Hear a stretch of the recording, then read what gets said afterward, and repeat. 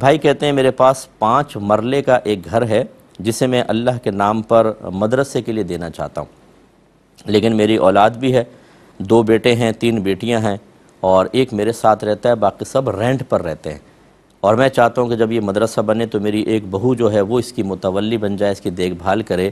کیا یہ میں صحیح سوچ رہا ہوں؟ جی آپ صحیح نہیں سوچ رہے۔ حضرت عبداللہ بن عمرو بن العاص رضی اللہ تعالی عنہ کا وصال ہونے لگا تو نبی کریم صلی اللہ علیہ وسلم ان کے پاس تشریف لائے، تو انہوں نے عرض کیا رسول اللہ میں چاہتا ہوں کہ اپنا سارا مال اللہ کے راہ میں دے دوں، تو سرکار نے ارشاد فرمایا کہ نہیں۔ عرض کی آدھا دے دیتا ہوں، فرمایا کہ نہیں۔ عرض کی 1/3 دے دیتا ہوں، یعنی تیسرا حصہ 1/3۔ سرکار نے فرمایا ہاں یہ ٹھیک ہے۔ اور پھر اللہ کے نبی نے ارشاد فرمایا کہ کوئی باپ اپنی اولاد کے لیے کچھ چھوڑ کر جائے، یہ اس سے کہیں زیادہ بہتر ہے کہ انہیں اس حال میں چھوڑے کہ وہ کسی کے سامنے ہاتھ پھیلا رہے ہوں۔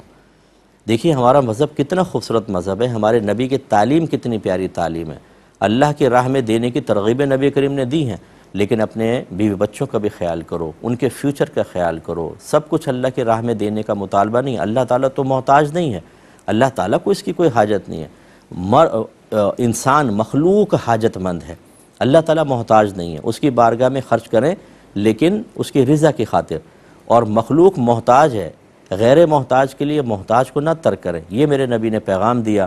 لہٰذا میں آپ سے گزارش کرتا ہوں جب بچوں کے پاس مکان ہی نہیں ہے، رینٹ پہ رہ رہے ہیں، بہتر یہ ہے کہ آپ اس پر ایک مکان بنائیں، بچوں کو رہنے کے لیے دیں، اور ویسے کوئی آپ کا پیسہ وغیرہ ہے تو وہ اللہ کی راہ میں ضرور دیجئے، لیکن اس طرح اپنی اولاد کو چھوڑ کر جانا اور پھر مدرسے کے لیے آپ چیز دے دیں تو یہ مطلب مناسب نہیں ہے۔ جو نبی کریم کی تعلیم ہے اس کے مطابق، حالانکہ میں دینی آدمی ہوں، میں خود مطلب پڑھنے پڑھانے والا آدمی ہوں، لیکن جو ایک بیلنس قائم کرنا ہوتا ہے جو شریعت نے ہمیں سکھایا ہے اس کی رعایت کرنا بہت ہی ضروری ہے۔ اور پھر جتنے بھی اس طرح کے وقف کرنے والے لوگ ہیں میں گزارش کرتا ہوں کن لوگوں کو وقف کر رہے ہیں، کون آ کے پڑھے گا، اساتذہ کون ہوں گے، مینجمنٹ کیا ہوگی، کیا آپ کو اس کا تجربہ ہے یا نہیں، سب سے پہلے تجربہ حاصل کریں۔ سب سے پہلے آپ مدارس میں جائیں، ان کے قریب رہیں، دیکھیں کیا کچھ ہو رہا ہے۔ غلط آدمی لوگوں کے ہاتھوں میں اگر آپ دے دیں گے پتہ چلے گا کہ جی کام کم ہو رہا ہے اور فالتو چیزیں زیادہ ہو رہی ہیں۔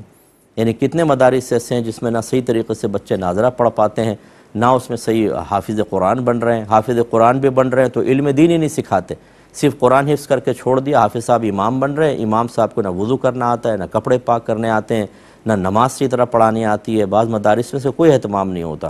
تو آپ بھی ایسے ہی کوئی مدرسہ بنا گئے اور اس میں غلط طریقے سے نظام چلتا رہا تو پھر تو آپ کے لیے کوئی ثواب جاریہ نہیں، اولاد بھی محروم ہوئی اور آپ جو آپ کا مقصد تھا ایک اچھا وہ بھی گیا۔ اس لیے میں وقف کو منع نہیں کر رہا ہوں، مدرسے بنانے کو منع نہیں کر رہا ہوں، لیکن پہلے آپ کو اچھی طریقے سے اس کا مشاہدہ کرنا چاہیے، تجربہ حاصل کرنا چاہیے، پھر کوئی قدم اٹھائیں۔